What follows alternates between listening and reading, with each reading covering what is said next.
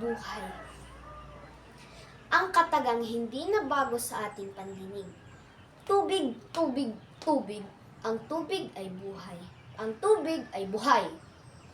Anyo'y pabago-bago, hindi mapalagay.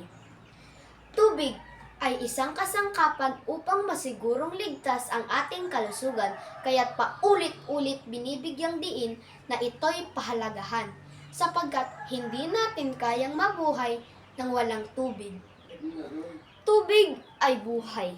Ito ay malaki ang maitulong sa ating buhay at sa ating kabuhayan.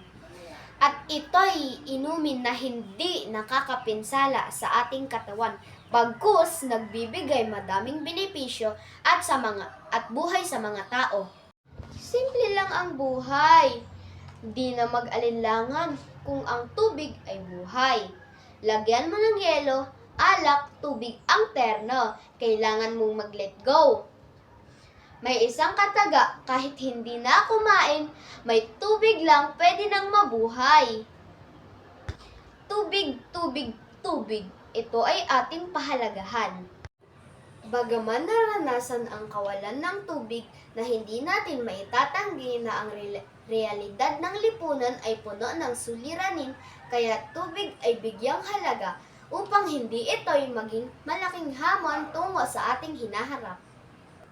Sa huli, wawakasan ko ng pagdidisiplina at pagtitipid ng tubig dahil ang tubig ay buhay.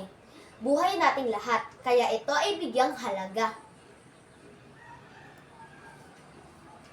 Thank you.